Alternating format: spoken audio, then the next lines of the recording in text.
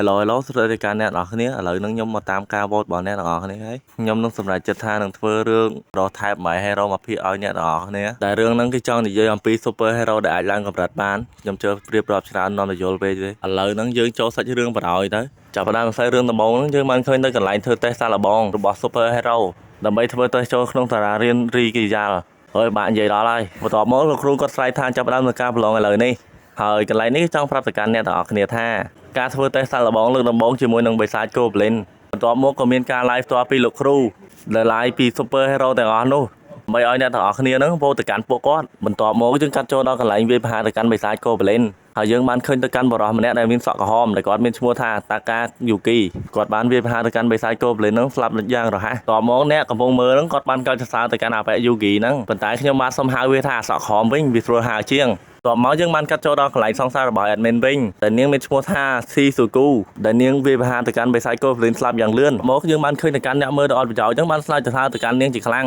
តបមកយើងកាត់ចូលដល់កន្លែងអូនសក់លឿងវិញម្ដងដែលនាងបានប្រើវេទមន្តភ្លើងរបស់នាងនឹងវាប្រហារទៅកាន់បិសាច Goblin តៃស្មឹងបាត់ទៅបន្ទាប់មកយើងក៏បានលេចចេញនៅអ្នកមើលអត់ប្រយោជន៍ដែលបានស្លាយទៅសារទៅកាន់អូនសក់លឿងរបស់ admin ម្ដងហើយក៏សរសើរថានាងស្អាតហើយពូកែទៀតហើយកន្លែងនេះអូនទាំងពីររបស់ admin នឹងគាត់បានបញ្ចេញគ្នាដើម្បីយកនៅចំណាប់ថ្នាក់បន្ទាប់មកយើងក៏បានឃើញទៅកាន់ hero កាកាដែលខ្ញុំខ្ជិលរៀបរាប់ខ្លាំងណាស់ហើយយើងក៏បានឃើញដ្រូននឹងខ្លងមើលទៅកាន់ hero ទាំងអស់នោះហើយបន្ទាប់មកយើងបានឃើញទៅកាន់តួប្រុសរបស់យើងដែលគាត់មានឈ្មោះថាហ៊ីណាតាគាត់រត់សម្ដៅទៅកាន់បិសាច Goblin ប៉ុន្តែគាត់មិនបានវាយប្រហារទៅកាន់បិសាច Goblin ផងបែរជាបិសាច Goblin វាយប្រហារទៅកាន់គាត់ទៅវិញហើយកន្លែងនេះអ្នកមើលដ៏អត់ប្រយោជន៍យើងបានលាទៅកាន់តួប្រុសជាខ្លាំងបន្ទាប់មកក៏បានសើចចំអកទៅកាន់តួប្រុសបន្តទៀតប៉ុន្តែ admin សុំមកដាក់រូបនោះទេហើយតួប្រុសរបស់យើងគាត់ក៏បានកាន់ទៅកាន់ឈើដើម្បីវាយប្រហារទៅកាន់បិសាច Goblin វិញប៉ុន្តែបែរជាឆក់ទៅកាន់គាត់ទៅវិញវាពិតជាអស់សម្ដាយខ្លាំងមែនតើបន្ទាប់មកប្រព័ន្ធបានលេចចេញប្រាប់ទៅកាន់គាត់ថាឲ្យ Super Hero របស់គាត់មិនអាចកាន់អាវុធបាននោះទេបន្ទាប់មកបិសាច Goblin នឹងបានវាយប្រហារទៅកាន់តួប្រុសរបស់យើងយ៉ាងខ្លាំងក្លាតែម្ដងដែលធ្វើឲ្យតួប្រុសរបស់យើងនឹងទ្រុឌទ្រង់ជាខ្លាំង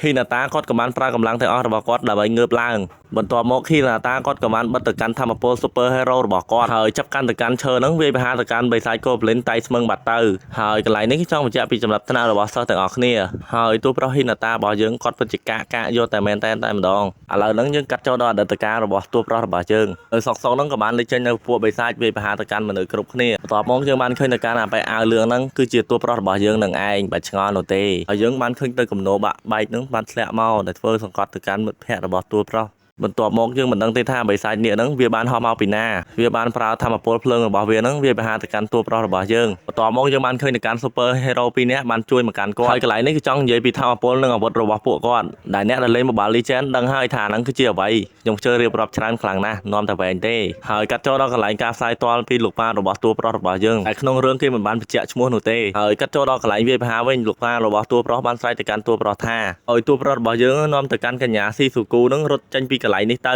ដោយសារតែវាមានគ្រោះថ្នាក់ខ្លាំងណាស់ណាមួយពួកគាត់មិនអាចទប់ទល់នឹងបិសាចនេះបានយូរទៀតនោះទេគាត់ក៏បានលះបង់ជីវិតដោយស្នាមញញឹមហើយតួប្រុសហ៊ីណាតារបស់យើងគាត់មិនអាចទប់អារម្មណ៍បានទេនៅពេលនេះគាត់ក៏បានយំចេញមកបន្ទាប់មកគាត់ក៏បានចាប់ទៅកាន់អូនស៊ីស៊ូគូរបស់យើងចេញពីកន្លែងនោះទៅហ្នឹងហើយអ្នកនរគ្នាដោយសារខ្ញុំពិបាកនិយាយឈ្មោះរបស់គាត់ខ្ញុំសូមហៅថាហ៊ីណាវិញបន្ទាប់មកតួប្រុសហ៊ីណាតារបស់យើងគាត់ពិតជាហិតខំលុតដំខ្លួនឯងខ្លាំងមែនតើហើយឥឡូវហ្នឹងយើងកាត់ចូលដល់បច្ចុប្បន្នវិញម្ដងហើយយើងបានឃើញទៅកាន់អាសក់ក្រហមហ្នឹងវាបានប្រើទៅកាន់តួប្រុសឲ្យទិញនំកាំងសូបានឹងទៅដោះគោហ្នឹងឲ្យមកកាន់វាហាប៉ែសក់ក្រហមវាបានយកទៅដោះគោហ្នឹងចាក់ទៅកាន់លើក្បាលរបស់តួប្រុសរបស់យើងហាប៉ែសក់ក្រហមវាបានយកกระดาษហ្នឹងបិទទៅកាន់ខ្នងរបស់តួប្រុសរបស់យើងហើយសក់ក្រហមវាបានប្រាប់ទៅកាន់តួប្រុសថាឲ្យដើរចេញពីសាលាបើសិនជាតួប្រុសហ៊ានតែដកกระดาษនឹងចេញវានឹងសម្លាប់តួប្រុសរបស់យើងតមកតួប្រុសរបស់យើងគាត់ក៏បានដើរចេញក្រៅថ្នាក់ដោយមុខមាំអ្នកដែលនៅក្នុងសាលាបានឃើញទៅកាន់กระดาษរបស់តួប្រុសវាបានមើងងាយទៅកាន់តួប្រុសជាខ្លាំងនិងសើចចំអកបន្ទាប់មកតួប្រុសរបស់យើងគាត់ក៏បានដើរឆ្លាស់ទៅកាន់កញ្ញាហ៊ីណាហើយនាងពិតជាស្លុតចិត្តជាខ្លាំងហើយកន្លែងនេះគឺចង់ប្រាប់ថាតួប្រុសរបស់យើងនិងកញ្ញាហ៊ីណាហ្នឹងគឺជាមិត្តភក្តិកាលពីក្មេងតពីចូលសាលាមកទំនាក់ទំនងរបស់ពួកគេទាំងពីរនាក់គឺផ្លាស់ប្ដូរ60ដឺក្រេ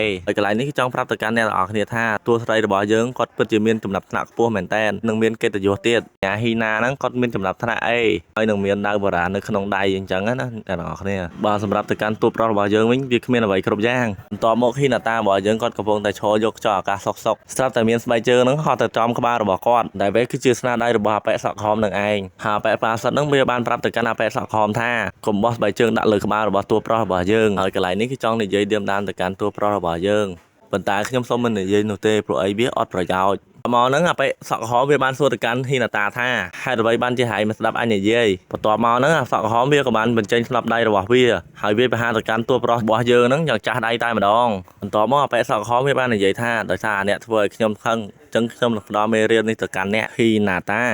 ហើយហ៊ីណាតាគាត់បានគិតក្នុងចិត្តថាចំណាប់ថ្នាក់ E rank វាពិតជាអន់បំផុតប៉ុន្តែគាត់នៅក្រោមចំណាប់ថ្នាក់ E rank ទៀតហើយប៉ែសក់ផ្សិតហ្នឹងគាត់បាននិយាយទៅកាន់អាប៉ែសក់ក្រហមថាល្មមបានហើយវានឹងអាចធ្វើឲ្យនំប៉័ងរបស់ហ៊ីណាតាខូចខ្ទេចអស់ហើយប៉ែសក់ក្រហមវាពិតជាឈួតខ្លាំងមែនតើដែលគេខំទិញនំប៉័ងឲ្យទៅកាន់វាហើយវាបែរជាយកគុណសងទោសវាទៅកាន់អាប៉ែហ៊ីណាតាបន្តទៀតមកអូនសក់ផ្កាឈូងបានសួរទៅកាន់អូនសក់ខ្លីថា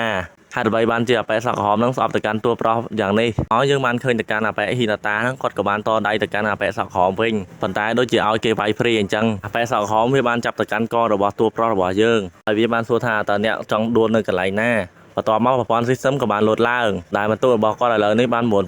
9990បើឡើងដល់10000មិនដឹងទៅជាយ៉ាងណាទេព្រោះអីសាច់រឿងគេមិនទាន់ប្រាប់បន្ទាប់មកហ៊ីណាតាគាត់ក៏បានញញឹមទៅកាន់អាប៉ែសក់ក្រហមអាប៉ែសក់ក្រហមវាពិតជាឆ្ងល់ទៅកាន់តួប្រុសខ្លាំងមែនតើ